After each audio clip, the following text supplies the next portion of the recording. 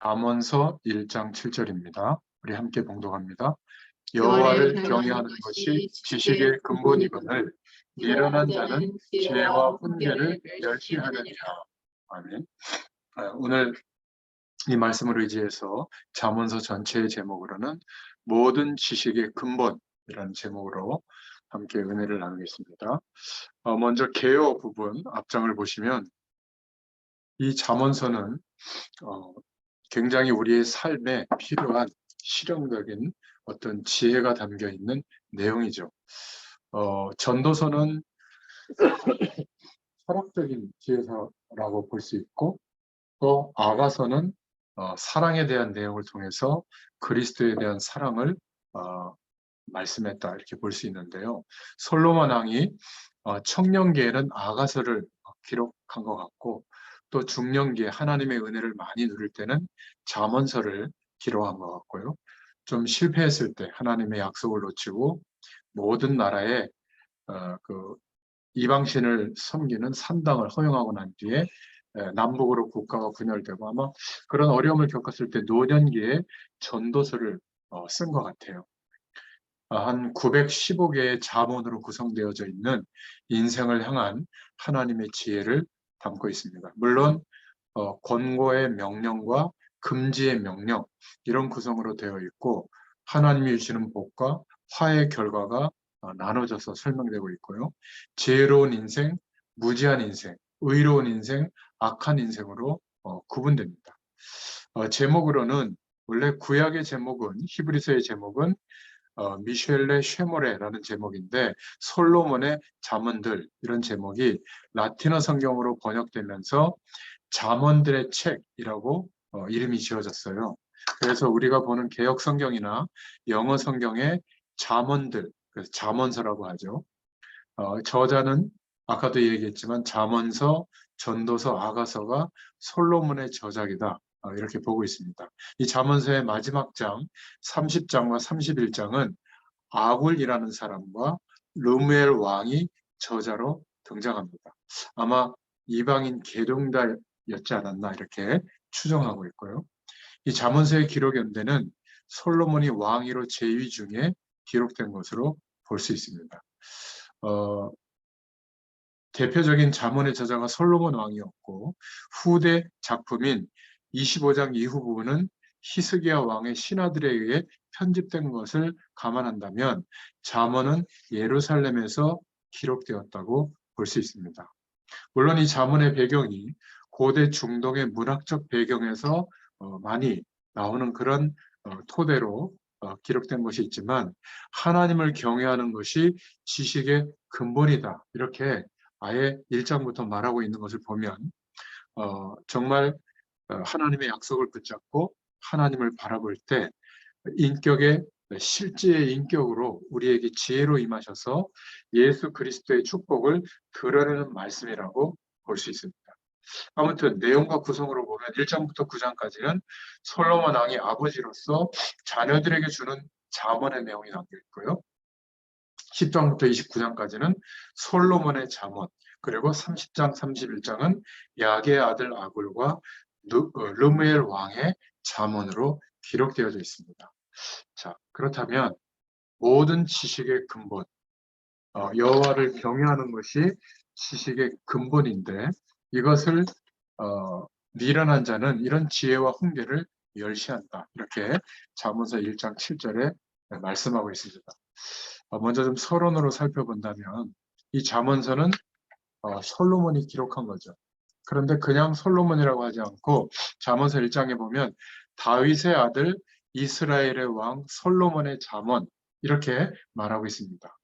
그러니까 솔로몬 왕이 최고의 영광을 누릴 때 기록한 것이라고 볼 수 있고 그 뒤에 전도서는 솔로몬이 실패하고 난 뒤에 기록한 것이라고 볼 수 있습니다.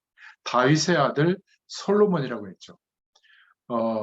마태복음 1장에도 보면 아브라함과 다윗의 자손 예수 그리스도의 세계다 이렇게 기록하고 있고 소경 바디메오도 지나가다 예수님께 고침받을 때 뭐라고 얘기했냐면 다윗의 자손 예수요 이렇게 부르짖는 장면이 나오죠.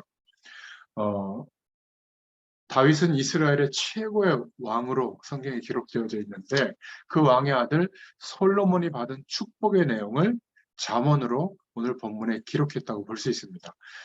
우리가 여기서 꼭 생각해 볼 것은 우리에게는 유전되는 것이 있습니다. 그래서 그 부분은 우리 마음대로 할 수가 없죠. 뭐 외모라든지 뭐 기질이라든지 우리가 한국 땅에서 태어나서 음식을 먹고 사람들의 문화 속에서 살아오면서 우리 안에 유전적으로 각인되는 것이 있대요. 바꿀 수 없는. 또 뭐 해외에 가보면 해외의 그런 문화로 각인되어져 있는 유전적인 것도 있고요. 그런데 중요한 것은 우리에게 뿌리 내려져 있는 영적인 것도 우리 후대들에게 전달된다는 사실을 기억하셔야 돼요. 그러면 여러분 자신을 말씀 앞에 한번 비춰서 가만히 한번 생각해 보세요. 나는 무엇 때문에 사는가?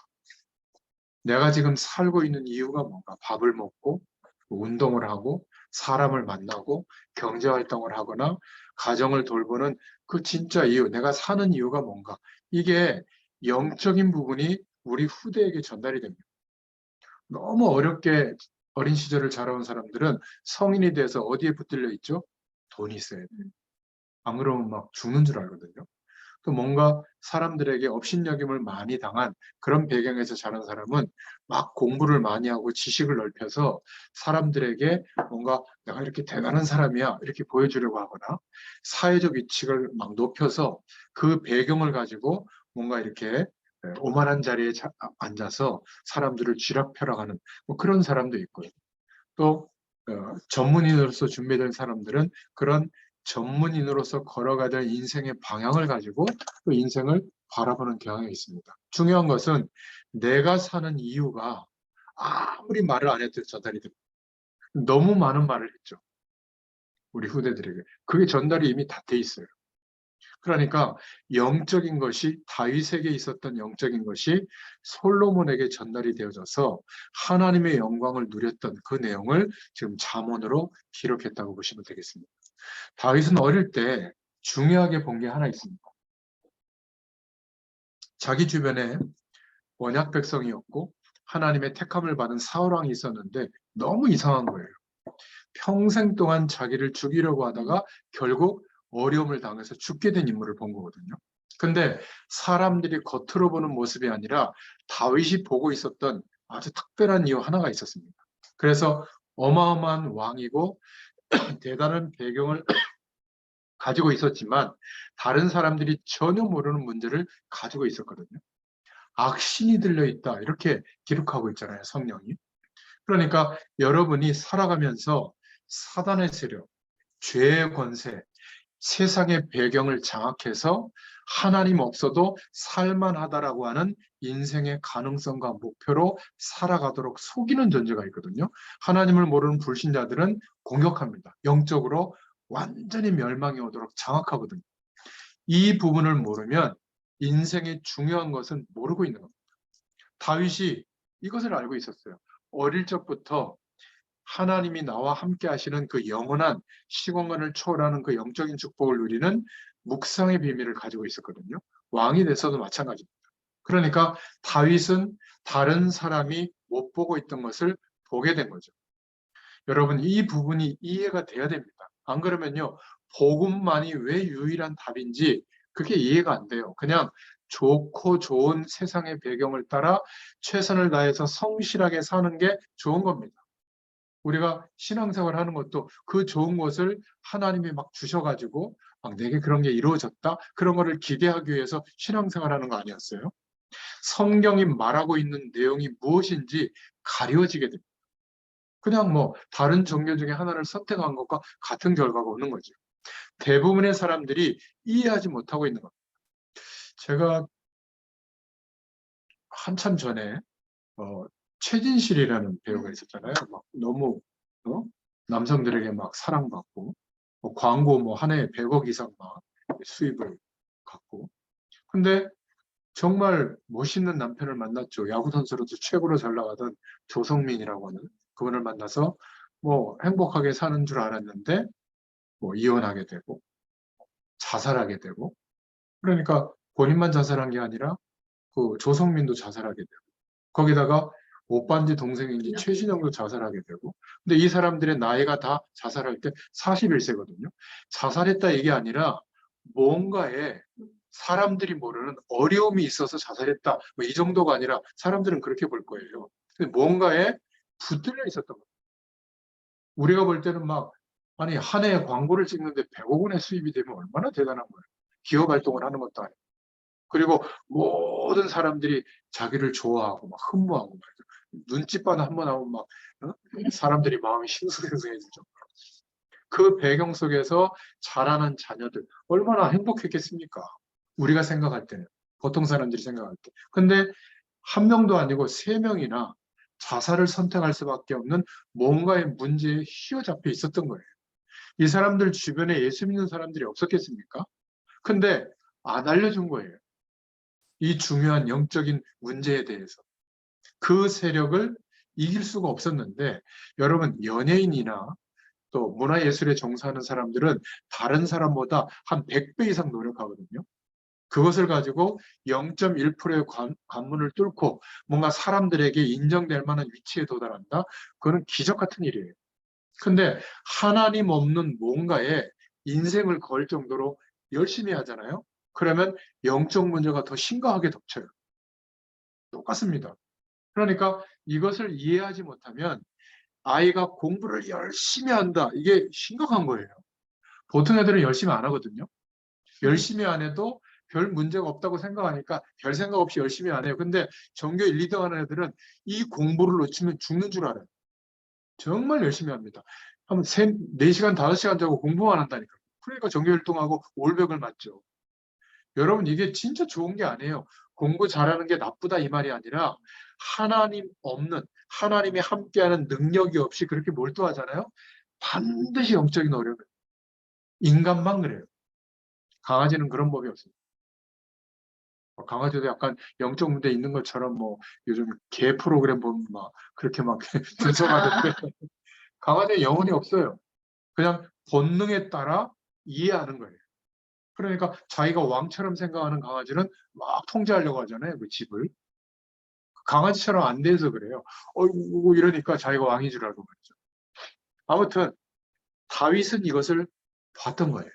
만약 우리가 신앙생활하면서도 성경에만 있는 이 비밀, 그리고 그 세력, 그 배경에서 해방될 수 있는 유일한 답이 우리에게 주어졌는데 이게 얼마나 큰 복인지를 모르고 당장 우리 눈앞에 놓여 있는 현실과 나의 수준과 나의 연약함이 더 크다면 그것이 더 내 생각과 인생에 존중이 되고 자꾸 신경 쓰인다면 인생이 그렇게 가는 겁니다.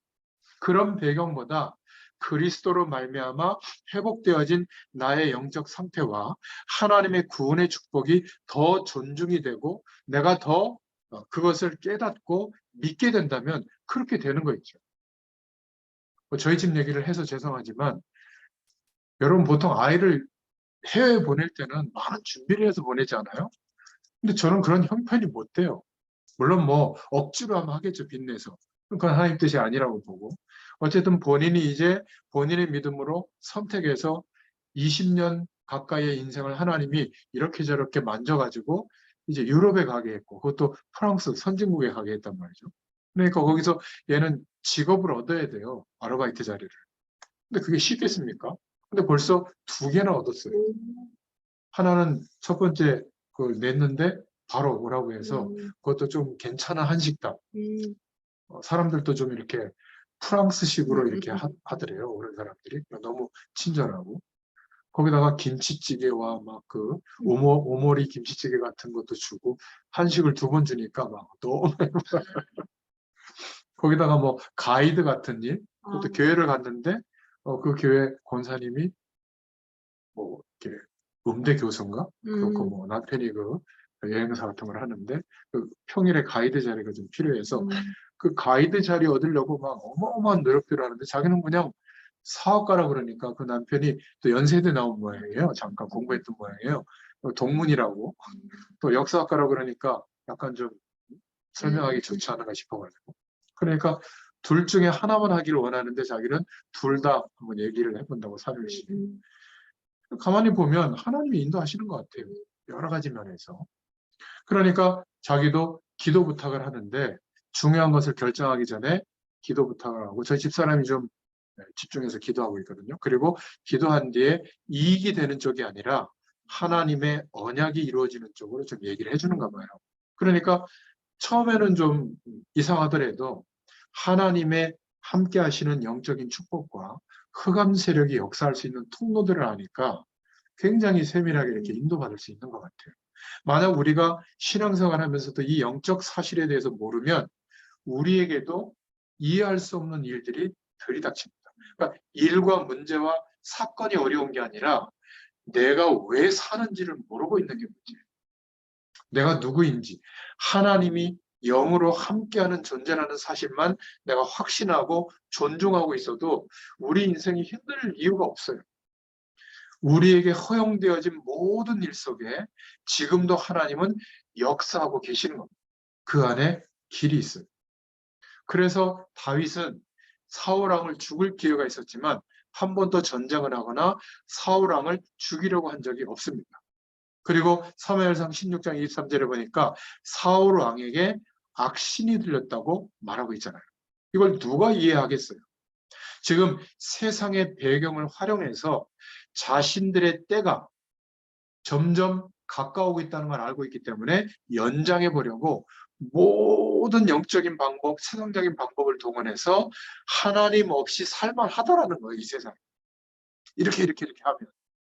우리도 그래서 어쩔 수 없이 영향을 받았던 겁니다. 근데 이제 복음을 깨닫고 보니까 세상하고 담쌓으라는 말이 아니라 세상 가운데 살아가는 우리가 이제는 다른 배경과 다른 방법으로 똑같이 공부하고 똑같이 일하는데 다른 영향력이 나타나는 거예요. 어떤 영향력이요? 내 수준은 똑같은데 하나님이 함께하는 영향력이 나타나야 돼요. 안 그러면요, 전도 성경 못합니다. 그거는 잠깐에 내가 하는 것은 일일 뿐이지 내가 힘든데 무슨 그걸 하겠습니까? 그러니까 30년이 지나도 이런 축복이 안 이루어지잖아요, 우리 가정에. 여러분 가정마다 이 말씀 운동이 일어나야 돼요. 그리고 내가 품고 있는 사람들에게 하나님이 전도의 문이 열려져서 말씀을 듣기를 원하는 사람들이 몇 명이라도 자꾸 만나지고 모여진다면 그 사람들의 인생의 문들이 열리고 또 다른 전도의 문들이 열리게 되어 있습니다. 근데 이런 일들이 아무리 훈련 30년 받아도 안 일어나요. 오히려 우리 집에서 말씀 운동하기를 싫어합니다. 왜냐하면 귀찮대요.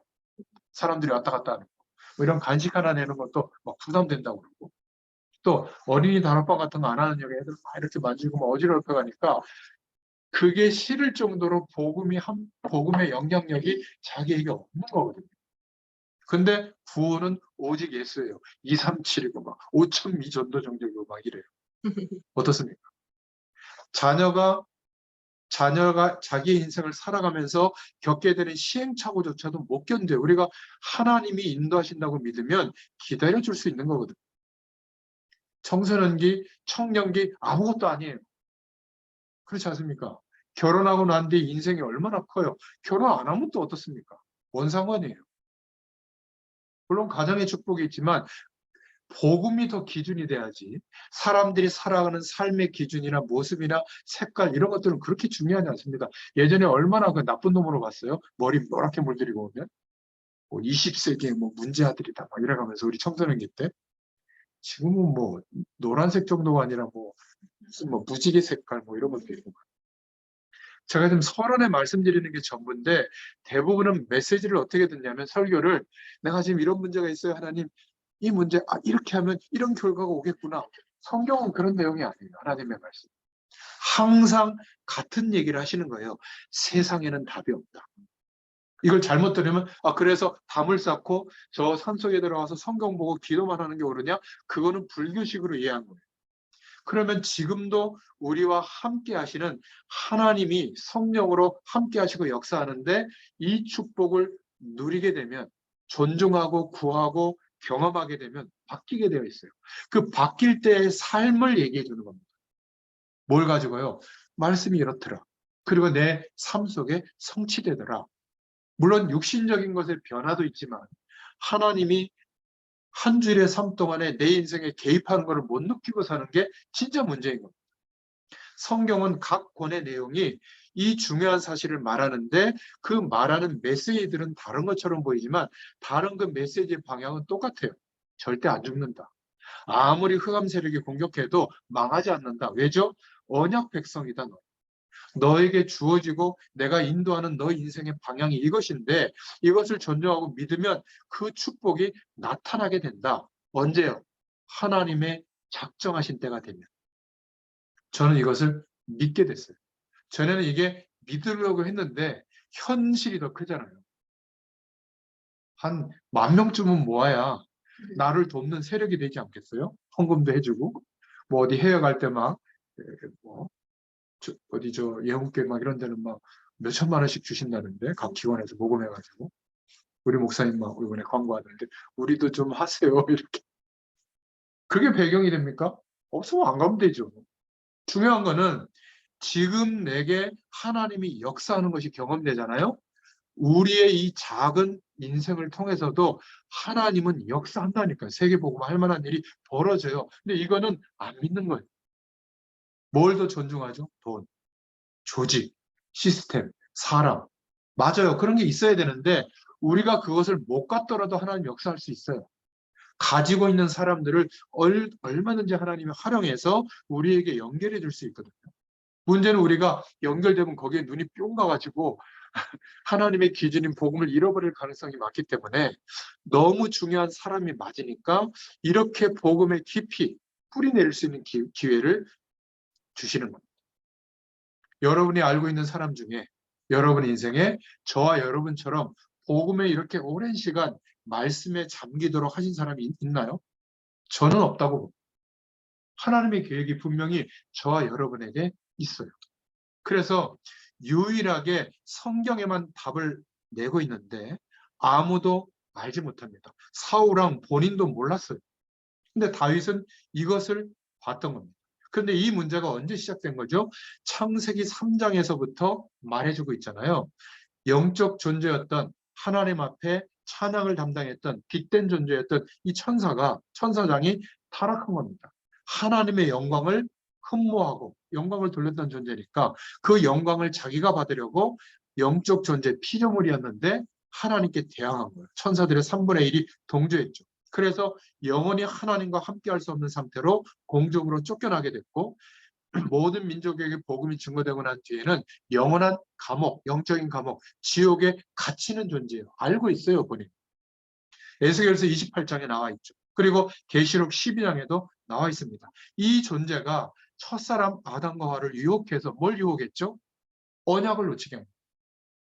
하나님의 그 배경을 언약을 지키면 누릴 수 있는 존재였는데 그 축복 속에서 사는 존재거든요. 그런데 우리가 잊어버리게 된 거예요. 원자 아래서 출생하다 보니까 이 축복은 생각하지 못하고 존중이 안 되고 뭐가 존중이 되는 거죠?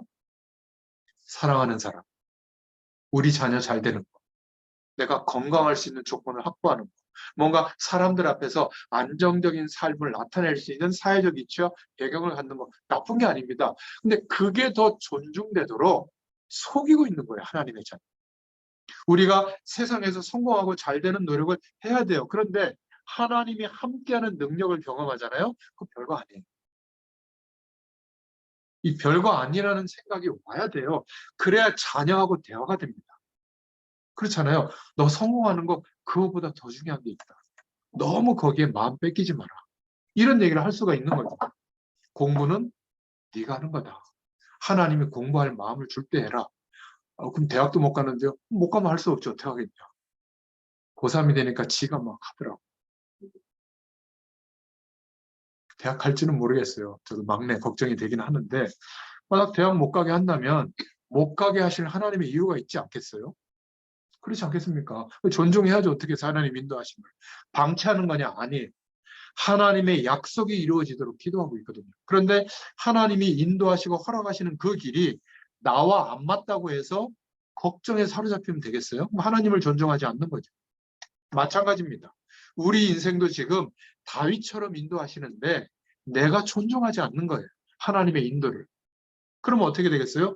여전히 안 맞는 시계는 하루에 2번이나 맞지만 고장난 시계는 계속 틀리게 가는 시간은 한 번도 안 맞아요.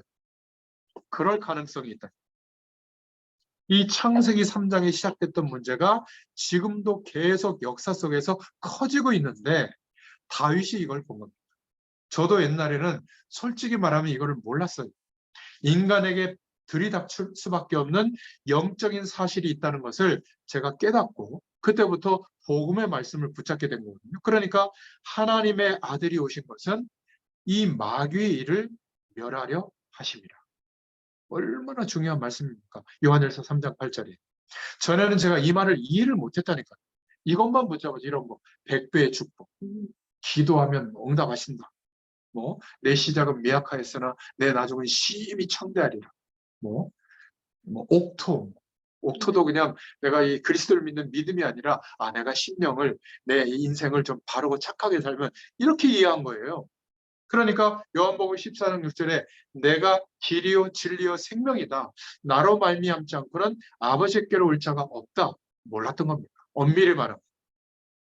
성공, 문제 해결, 내가 꿈꾸는 인생에 대한 길이 열리는 거, 이것만 기대하고 있는 것이죠. 마가복음 10장 45절에 모든 재앙과 모든 죄에서 대속하시기 위해서 예수님이 오셨다. 이거보다는 나를 복 주세요. 언제 복 주실 거예요? 이런 것만 생각하고 있었던 거죠. 저는 이게 이해가 됐어요. 해결할 수 없기 때문에 우리의 힘으로 하나님이 해결책을 주신 거구나. 그것도 천지를 다시 창조하는 것보다 어려운 방법. 그 길밖에 없기 때문에 하나님이 육신이 되어 오셔서 그것도 생명의 근원이 되시는데 우리 모든 인류를 위하여 죽으셔야만 우리에게 해방되는 길이 열리죠. 그리고 죽고 끝나면 안 되죠. 우리는 그러면 죽고 끝나잖아요. 다시 사는 길을 열어주시기 위해서 부활하신 거구나. 계란 까먹는 게 중요한 게 아니고요. 부활절 카트사가 그렇게 중요한 게 아닙니다. 다시 사는 길이 우리에게 열렸구나. 언제요? 내가 이 사실을 하나님이 인정한다는 사실을 존중할 때. 그래 너무나 안타까운 게 완성된 곡과 찬양으로 하나님께 영광 돌리는 것까지는 오케이예요. 근데 그거에 너무 신경 쓰다 보니까 내가 부활의 축복 속에 있다는 것을 놓쳐요. 그럼 어떻게 되죠? 스트레스 받는 거예요. 찬양하면서. 막 연습이 안 되고 막 안 따라오고 막 같이 하나가 안 되고 막 이러면 소리가 안 나오잖아요. 스트레스 받을 필요 없어요. 어떻게 하겠어요? 그 시간까지 연습한 게 그게 다라면 이제 하나님 바라보고 찬양해요. 이게요 굉장히 중요한 겁니다. 제가 못 봤다니까요, 전문인들 중. 우리 이현주 권사님이나 우리 저 안상문 장로님 같은 분이요 시대적인 분이에요. 네. 이 전공자들이 이런 환경 속에서 하나님을 찬양한다? 불가능합니다. 이 신경 거슬려서 막 그게 훈련돼 있는 분들이에요. 제가 가끔 이렇게 보거든요, 표정들을. 근데 예전하고는 좀 많이 달라진 것 같아요. 지금도 힘든 부분이 있을 겁니다. 근데 하나님의 이 은혜를 누리잖아요. 괜찮아요. 우리가 자꾸 사람 앞에서 생각하니까 그렇지 하나님은 그 찬양을 받으시는 겁니다. 음악을 받으시는 게 아니라. 우리 인생도 마찬가지예요. 성공된 것을 나타내는 게 아니라 나와 함께 하시는 이 영적 사실을 내가 사는 이유를 가지고 설명할 때 하나님이 문을 여시는 거예요. 저는 예전에 설교를 잘해야 된다고 생각했거든요. 아니에요. 내게 임한 이 축복, 영적 사실에 대해서 증인으로 말할 때 내가 설교하는 내용은 도구가 되더라고요. 하나님이 역사하시고. 여러분의 인생도 마찬가지인 줄로 믿습니다.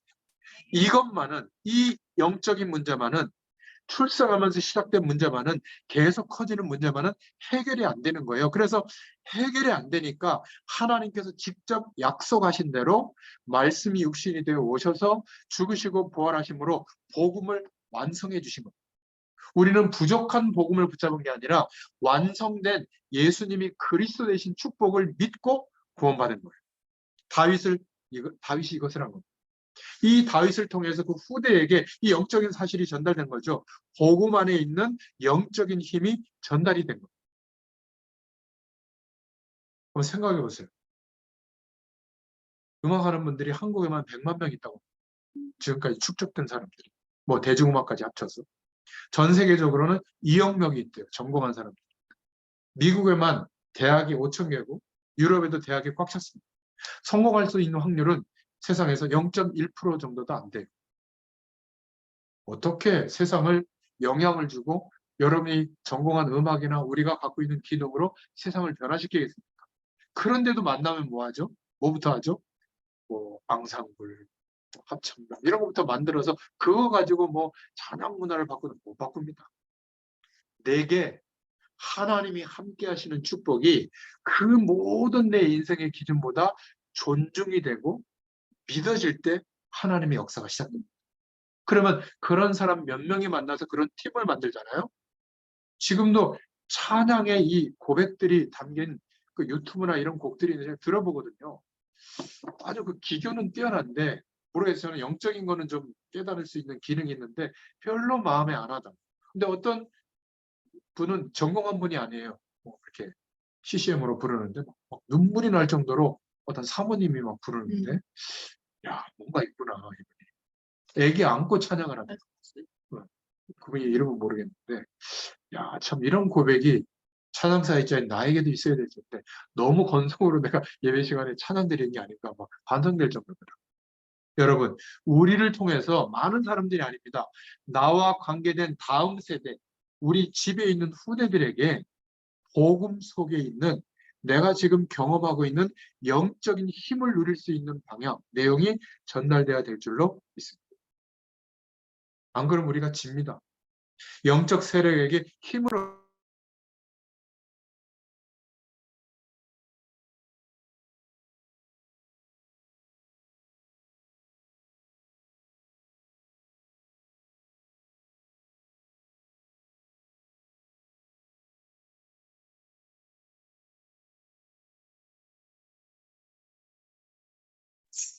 세계의 문제를 일으킵니다. 저도 일으킨다. 사우디아라비아 같은 거 보세요. 미국과 함께 빨리 석유값을 내려가지고 러시아가 항복하게 되는데 갑자기 감산 정책 발표해가지고 러시아에 또 기름값이 올라가면 또 숨통 튀어주는 거거든요. 러시아, 중국, 사우디 이런 사람들이 합작해가지고 미국하고 대항하는지. 세계 정세를 보면요. 사단이 참 악하다. 뭐 미국도 산유국이니까 뭐 손해볼 거 없으니까 전쟁은 계속될 것 같아요. 그럼 그 국민들은 어떻게 합니까? 죽는 사람들. 지금 미사일이 막 날아가고 있다니까. 포탄이. 생각해 보셨어요? 기도해야 돼요, 기도. 복음 안에 있는 영적인 힘을 전달할 수 있기를 축원드립니다. 하나님이 주시는 성령의 힘이냐, 악령의 힘에 붙들려서 살아가는 세상 배경을 치유할 수 있느냐, 이게 우리에게 주신 메시지입니다. 우리 후대들이 밖에 나가면 그 영적으로 형성된 문화를 이길 수 있겠어요? 못 이긴다니까는. 그래서 힘든 거예요. 공부 못해서 힘든 게 아니라 정말입니다. 하나님은 성경을 통해서 우리에게 잠언서가 대단히 교훈적이고 불신자도 보면 막 이렇게 좀 뭐라 그럴까 마음에 와닿는데 그 내용이 아니에요. 잠언서. 이 영적인 힘을 가지고 쓴 내용이에요. 근데 영적인 힘이 없이 보면 그냥 좋은 교훈일 뿐입니다. 아니에요. 우리의 삶을 살아가는 구체적인 하나님의 메시지가 잠언서입니다. 그래서 뭐라고 다윗이 고백했죠? 여호와가 나와 함께 하신다. 여호와가 나의 목자시니까 부족함이 없다. 사무엘상 2장에 보면 아들 솔로몬에게 죽기 전에 너는 힘써 대장보가 되라 언약 붙잡고 그리고 여호와 하나님을 기억해라. 우리는 문제가 오면 해결하려고 하는데 더 중요한 게 하나님이 주시는 복음의 영적인 힘을 얻으시기를 축원드립니다. 이건 모르고 죽도록 노력하니까 죽도록 노력하는데도 영적인 문제가 닥치는 겁니다. 내 힘으로 해결할 수 없는 문제와 재앙이 계속되는 거예요. 영적 문제가 와버리죠. 다른 사람에게는 이롭도록 하는데 나는 너무 힘든 거예요. 엘리트들이나 성공한 분들이 죽도록 공부하고 노력하거든요. 이것은 제가 존중할 만한데 그런데 본인은 다 죽어요. 결국 그렇게 됩니다. 그러니까 프로포폴이라고 하는 그 허용된 그 주사를 맞으면서 잠시 쾌감을 느끼는 그것 가지고 하루하루를 연명한다니까요. 여러분 대단하게 보입니까 사람들이? 일부러 무시할 필요는 없지만 우리를 통해서만 전달될 수 있는 영적인 힘을 얻을 수 있는 성령의 충만함을 얻을 수 있는 그 내용을 알려줘야 돼요. 그래서 우리는 영적인 힘을 가지고 공부하고 영적인 힘을 가지고 하루를 살고 영적인 힘을 가지고 사명도 감당해야지 지치지 않게 되는 줄로 믿습니다. 많은 사람들이 착각하고 있는데 뭔 착각을 하고 있죠? 영적인 힘이 전달이 안 되니까 다윗이 돌팔매, 돌을 가지고 골리앗을 이겼다고 생각하는 거예요. 아니에요. 그런 식으로 신앙생활하면 눈에 보이는 조건을 따라 신앙생활하게 되기 때문에 한계가 옵니다. 다윗이 던진 돌, 기술, 능력, 산업은 여호와의 손에 잡혀 있었기 때문에 하나님이 역사한 거예요. 우리의 학업과 우리의 하는 일이, 우리의 삶과 사명이 여호와의 손에 잡혀야만 되는 거예요. 어떻게 그렇게 될 수가 있죠? 내가 나와 함께 하시는 성령 하나님을 존중할 때, 내 능력과 수준은 그대로인데 24시간 하나님과 동행하는 삶으로 주님을 바라보면서 살아가게 될 때 내게 나타나는 것은 내 능력이 아니라 하나님의 능력이 나타나는 것을 보게 돼요. 그게 24시 기도. 또 막 중얼중얼 하면서 막 24시간 성경을 막 한 10시간 보고 막 기도를 막 열대 시간 하고 이게 24시 기도가 아니에요. 어릴 때 아이들이 막 저는 강아지도 보면 막 그러고 있잖아요. 주인 막 눈빛 보고 말이에요. 그거예요. 주님을 바라본다는 게 막 신앙 얘기를 하는 게 아니라 어느 순간부터는 성령으로 함께 하시는 하나님이 인정이 되는 겁니다. 내 안에서. 심령 안에서. 그러니까 주님과 동행하는 능력이 나타나게. 그 말이에요. 다윗이 갖고 있던 돌 던지는 거기에 하나님의 손에 잡혀 있으니까 영적인 축복이 나타납니다. 이래서 다윗이 시편을 73편이나 기록하고 그 영향을 솔로몬이 받게 된 겁니다. 다윗이 어느 날 그 축복을 목동으로 누리고 있을 때 사무엘이 찾아와서 머리에 기름을 부으면서 중요한 미래를 얘기하죠. 왕이 될 거다. 그리고 언약궤의 중요성을 얘기하고 언약궤를 모실 성전을 얘기합니다. 다윗이 인생의 방향을 결정하죠.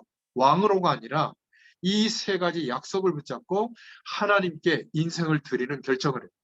이때 뭐라고 성경은 말하고 있죠? 여호와의 신이 다윗에게 크게 임하니라.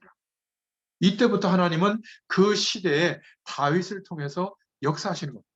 저와 여러분과 관계된 모든 현장과 사람들을 언제부터 하나님이 역사하시냐 우리를 통해서 이 축복이 실제가 될 때. 너무나 중요하죠. 잠언서는 그 내용입니다.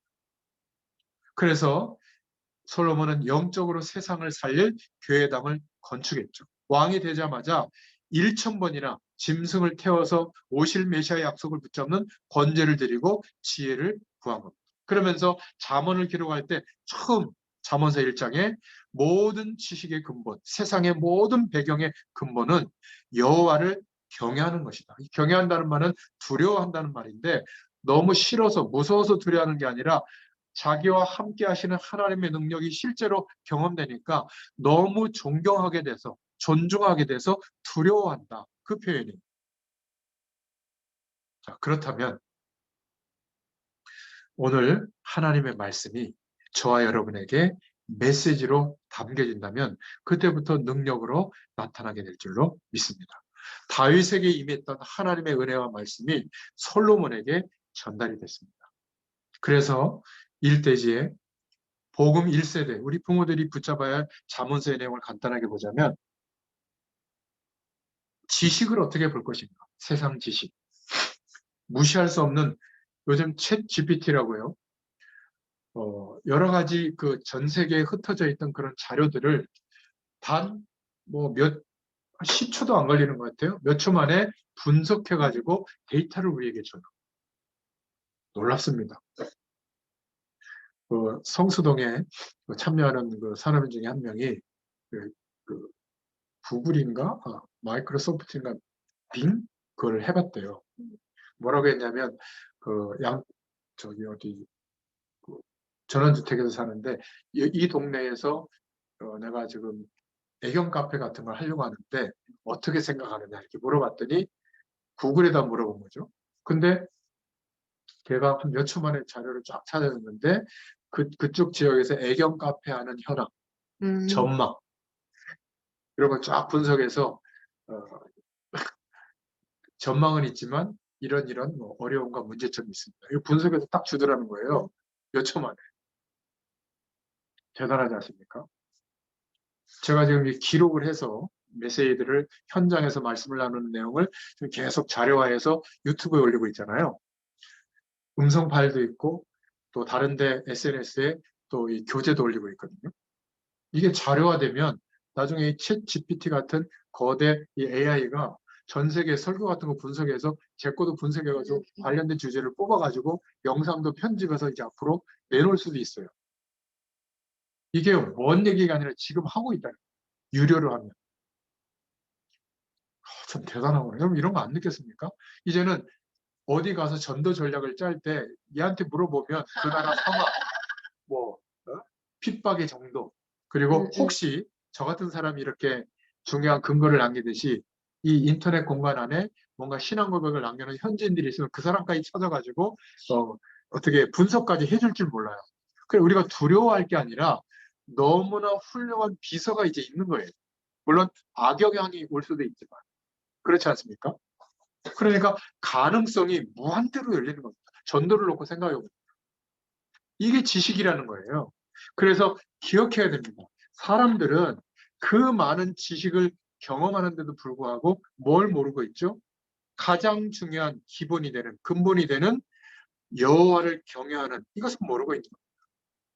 처음에 무엇이 들어가는가가 중요하죠. 한국 사람이더라도 영어가 먼저 들어가면 영어가 머더랭귀지가 됩니다. 한국말부터 배우면 한국말이 영원히 떠나지 않게 되죠.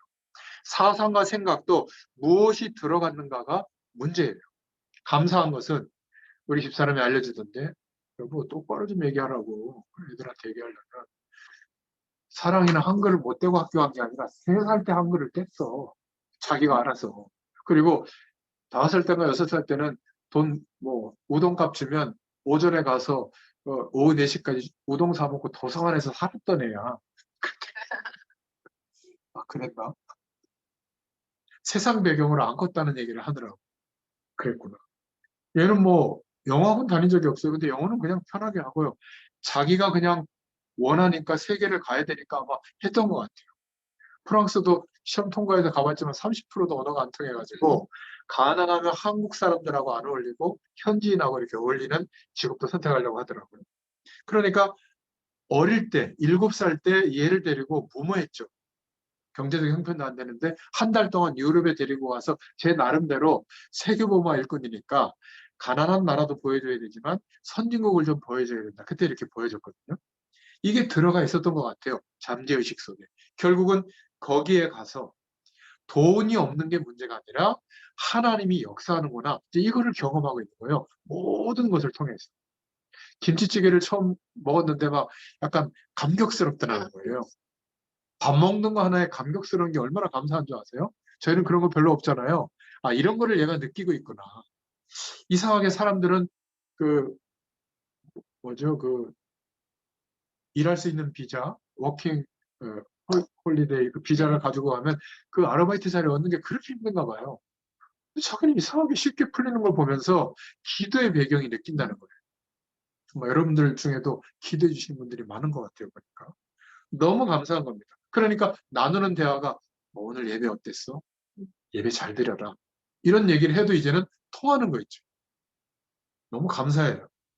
여러분, 만약에 사람들에는 배경이 있는데 우리의 과거라고 할 수 있는데 자라면서 이 영적인 축복을 못 누리면 상처가 될 수 있습니다. 이게 발전하면 그 사람을 사단이 속이는 영적 문제가 될 수 있거든요. 이게 치유가 안 된 상태로 성인이 되면 어떻게 될까요? 미래와 연관이 되는 겁니다. 반드시 사단이 형성해 놓은 문화권 속에서 인생관을 갖게 되거든요. 사단이 마음껏 주무르는 인생으로 됩니다. 이제는 어떤 상태가 됐냐면 문화가 붉은 악마라고 해도 다 거기서 인정하고 막 응원하고 말이죠. 만화 영화를 볼 때 애들이 오히려 악령의 세력을 캐릭터화하는데 그거를 막 존중하고 막 재밌어하고 막 이렇게 그걸 사 모으잖아요. 돈을 줘가지고. 희한하죠. 우리는 그렇게 흑암 세력에 대해서 경고하고 있는데 세상의 문화는 재미있게 만들어서 사람들이 아예 그걸 기대하도록 만드는 겁니다. 뭔가 모르도록 만들고 있는 거거든요. 미래와 연결되어지고 있기 때문에 우리가 하고 있는 이 말씀 운동이 너무나 중요한 겁니다. 저는 그렇게 봐요.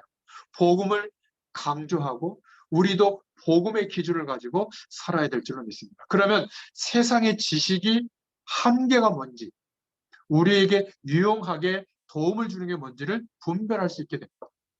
하나님의 자녀는 그래서 세상 지식을 불신자보다 많이 알아야 돼요. 절대 어려운 게 아닙니다. 제가 책을 많이 보는 게 아니지만 조금씩만 자료와 정보를 봐도 얼마든지 세상에 아주 집중하고 있는 사람보다 우리는 답을 가지고 보기 때문에 훨씬 불신자보다 더 세상에 대해서 말해줄 답이 있게 될 줄로 믿습니다. 학문, 과학, 기술, 문화, 인간에 대한 공부, 그런데 합리성도 우리가 있어야 되죠. 그러나 전문성도 있어야 됩니다. 네 개만 있는 주관적인 축복이 있어야 되죠. 근데 여기서 끝나는 게 아니라 인간에게 답을 주려면 영성이 있어야 될 줄로 믿습니다. 그래서 그냥 하지 말고 하나님이 함께 하시는 축복을 누릴 수 있는 기도를 하면서 그 능력을 가지고 공부해라. 정시 기도를 하면서 성령 충만을 두고 기도하면 굉장한 일이 벌어집니다. 근데 중요한 거는 제가 해보니까 아침에는 늦어요. 바빠요, 하루가. 벌써 시작되니까. 여러분 잠자리에 들기 전에 준비해 놓으세요. 내일 어떤 말씀을 어느 정도 읽어야지. 내일 내가 어디를 가지 스케줄도 체크하고 내일 내가 봐야 될 자료, 정보 이런 게 있는데 이거는 빈 시간에 언제 봐야지. 또 내가 운동을 하려면 언제 해야지. 또 내가 뭐 좀 쉬려면 언제 쉬어야지. 이거를 잠들기 전에 준비해야 돼요. 그걸 보고 딕테이트 타임이라고 해요. 우리는 대부분 아침에 일어나서 하는 건 아침은 이미 내가 그 준비가 되어진 만큼 아침에 일찍 일어나 시작되거든요. 그게 없으면요. 매일 똑같이 24시간 주어지는데 성경은 여전히 못 읽고 기도는 여전히 못하고 정보와 자료는 넘쳐나는데 선별해서 정돈할 시간은 없고 늘 삶이 쫓겨가고 끌려가요. 여러분 꼭 오늘 저녁에 뭐 드라마도 보고 다 봅니다. 저도 그렇게 물론 끝까지 보진 않지만 그런데도 이 축복을 준비할 수가 있는 거예요. 그것도 영적인 힘을 가지고 하나님의 자녀는 하나님에 관한 지식을 가지고 세상 지식과 병행해서 구별해야 될 줄로 믿습니다. 인간의 영적인 문제가 뭔가? 창세기 3장 5절, 4장, 6장, 11장에 나오죠. 그리고 성삼위 하나님에 대해서, 그리고 성삼위 하나님이 우리와 함께할 때 일어나는 역사에 대해서, 이 세상 배경은 어떤 영적인 문화가 장악하고 있는가, 이것도 이야기해주고 전달해줘야 됩니다. 자, 그렇다면 지식 중에 지식이 뭔가? 여호와를 경외하는 것이다. 그런데 이 지혜와 훈계를 우습게 보는 자가 미련한 자다.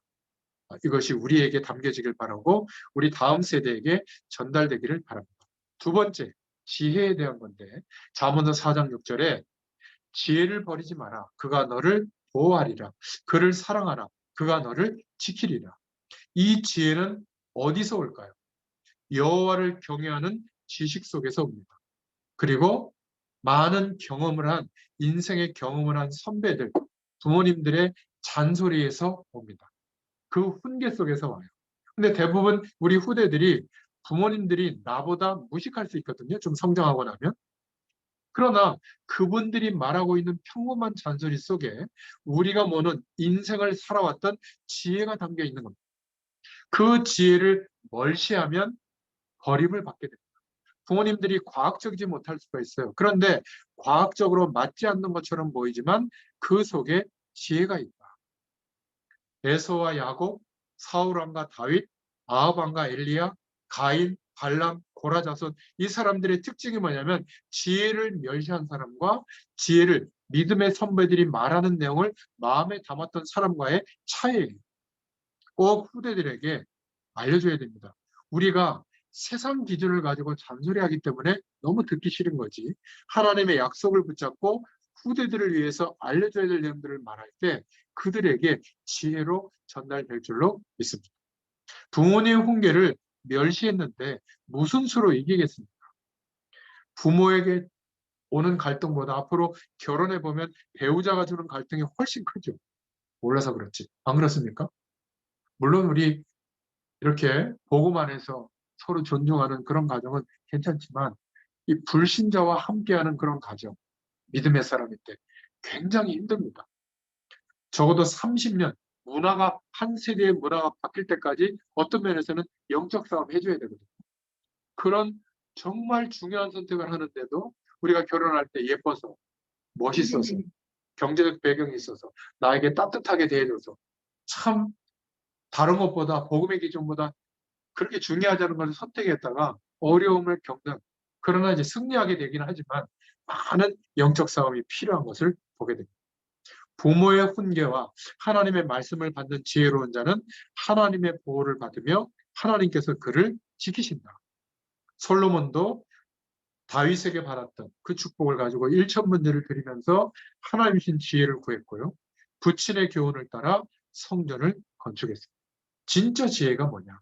세 번째는 세상을 보는 눈입니다. 잠언서 7장 25절인데 뭐라고 말하고 있냐면 내 마음이 음녀의 길로 치우치지 말며 그 길에 미혹되지 말지어다. 그러니까 단순히 뭐 음녀에게 당했다 그 말이 아니라 세상 배경이 전무인 것 같은 그것에 치우치지 마라, 미혹되지 마라 그렇게 말하고 있는 거죠. 창세기 6장에 왜 네피림의 시대가 됐죠? 하나님의 언약과 관계없이 시집가고 장가가서 타락한 겁니다. 세상 문화의 배경을 가지고 인생을 살게 됩니다. 말세에 나타나는 현상이 뭡니까? 모든 문화가 배후에 역사하는 귀신의 문화를 추종하고 있고요. 또 타락과 음란을 부추기고 있습니다. 이것을 볼 수 있어야 될 줄로 믿습니다. 아예 문화를 거절해라, 보지 마라 이런 졸렬한 사상이 복음 사상이 아니에요. 보지만 우리가 경험할 수도 있지만 알고 있어야 됩니다. 거기에 현혹되지 않도록. 그래서 모든 경제가 지금 어디로 향해가고 있죠? 세상을 이롭게 하는 것 같아요? 아니에요. 문화를 중심으로 경제가 빠르게 움직이고 있고 그 문화의 배경 속에 흑암의 문화가 퍼지고 있고 거의 다 영적인 것은 사라지고요. 육신적인 것이 강조됩니다. 본능 중심으로 살아가도록 그렇게 부추깁니다. 종교는 어떨까요? 비슷해집니다. 행위 중심으로. 그러다 보니까 복음을 강조하는 전도자들을 핍박해요. 왜냐하면 행위 중심의 종교가 옳다라고 말하거든요. 사람들이 다 동조하니까. 최선을 다해서 열심히 섬기는 게 좋다라는 거죠. 우리는 뭐죠? 그것 가지고 안 된다는 거죠. 우리는 뭐죠? 예수님이 하신 그리스도의 일로만 그 믿음으로만 된다는 거죠. 그때 성령으로 역사하는 은혜가 임하는데 그 능력이 있어야만 된다. 이러니까 안 맞는 메시지. 핍박하고 율법과 종교가 득세하고 통합 종교가 득세하게 됩니다. 갈수록 희한해지거든요. 아니 미친놈, 죄송합니다. 미친놈이 나와가지고 이 무슨 세력을 만들어서 교단과 종교를 만들었는데 거기에 막 수많은 여자들을 겁탈하고 이러는데도 재판하면서 막 당당하게 얘기하잖아요. 네가 나를 흠모한 게 아니냐. 근데 법적으로 이걸 어떻게 할 수가 없는 거예요, 세상 법은. 서로 막 재판 비용을 높여가지고 변호사 써서 해보면 법적으로 벌할 수 없으면 벌할 수 없는 거예요. 왜 거기에 가서 추종하겠습니까? 제가 볼 때는 막 욕을 해도 시원찮은데 우리 책임이에요.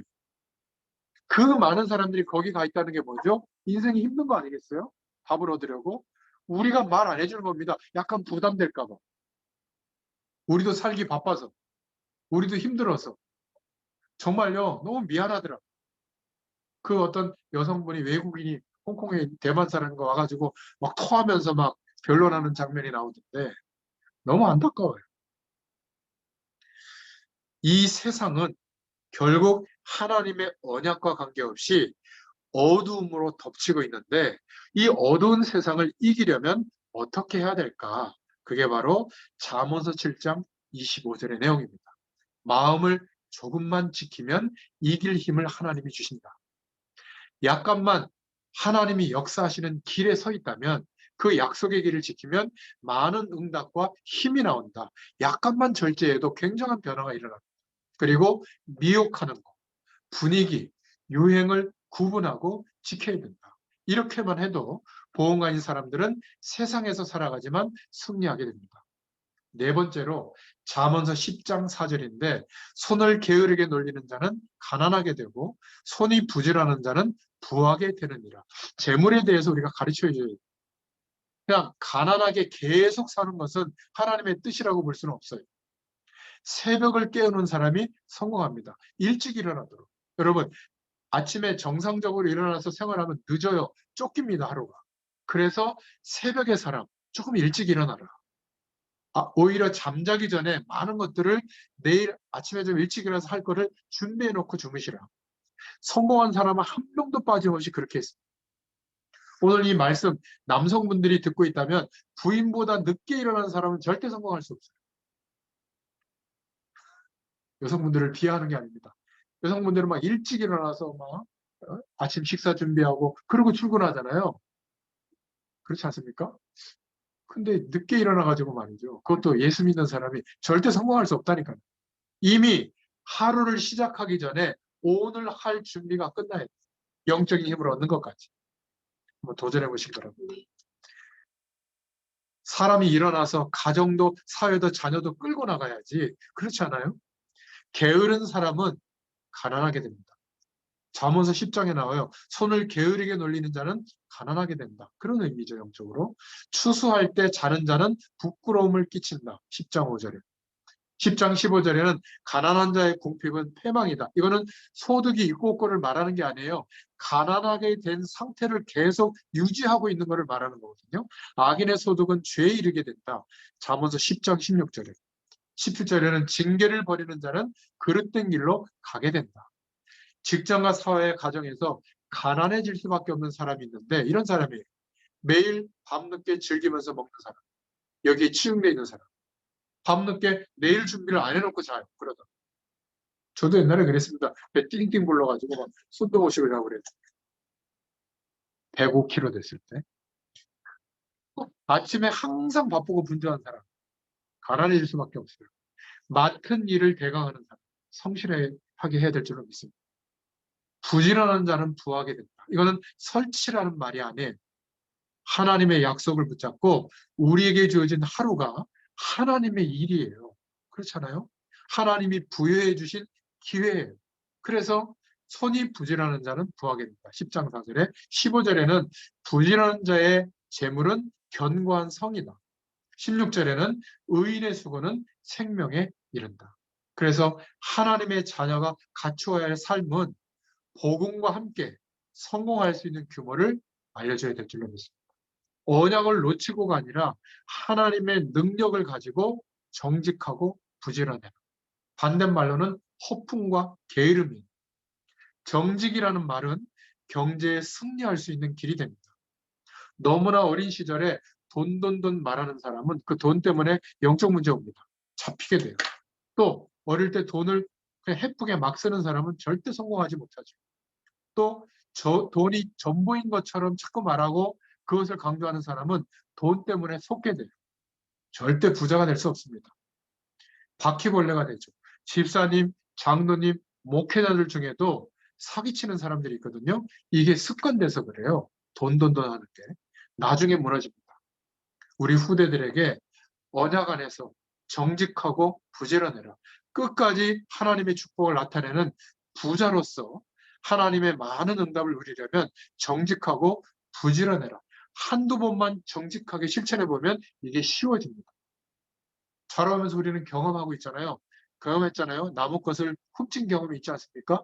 저는 말이 있는데 부모님한테 정상적으로 돈을 받아내기 힘들 때 삥땅이라고 그러나요? 다른 말로 얘기해가지고 창고도 산다 어쩌고 해가지고 이게 밝혀지지 않으면요 나중에 선을 넘는 선택들을 하거든요. 굉장히 불이익이 옵니다. 그래서 우리가 사명을 가지고 전문성을 가져야지 전문성에만 치중이 되면 하나님의 언약과는 나중에 관계없는 삶이 되어지겠죠. 그래서 제 개인적인 생각은 이 잠언의 응답이 오려면 잠들기 전에가 중요합니다. 그래야 조금 일찍 일어나서 24시의 응답이 오게 됩니다. 내가 아무리 계획을 세워놔도 내일 아침에 일어나서 계획 세운 대로 그렇게 안 돼요. 시간표대로. 저보면 그렇습니다. 그런데 그렇게 하려고 노력하면서 하루하루를 보내다 보면 어느 날 가장 중요한 하나님의 인도를 받는 축복을 보게 돼요. 말씀이 성취되게 됩니다. 그리고 내가 노력으로서 얻는 결과가 아니라 하나님이 허락하시는 기도 응답이 뭔지 내 삶에 오게 돼요. 이러니까 우리의 삶 속에서 전도의 문이 열리게 되는 겁니다. 문을 열어주세요. 그러니까 내 마음이 흔들리지 않고 일심으로 전심으로 지속하면서 하루를 인도받게 되죠. 성공하면 사명이 아니라 오늘을 사는 이유, 천명, 소명, 사명이 나오게 되는 겁니다. 자, 이러니까 내게 주어진 일, 내게 주어진 어떤 달란트가 우연이 아니구나. 우리 후대들이 우연이 아니구나.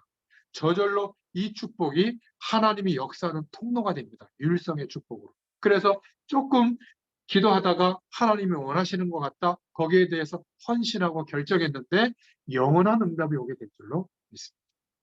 이런 은혜를 누리시는 잠언서의 축복이 누려지는 응답이 있기를 축원드립니다. 하나님 감사합니다.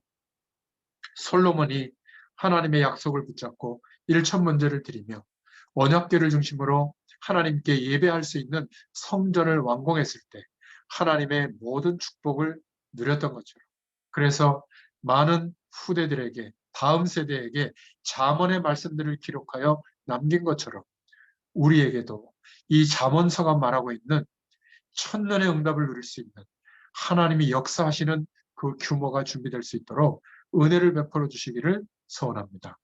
우리 후대들에게 이 영적인 힘을 누리는 규모가 우리를 통하여 전달되기를 소원합니다. 이 축복이 이루어지게 하여 주시옵소서. 예수님의 이름으로 감사하며 기도드렸습니다. 아멘. 감사합니다. 감사합니다.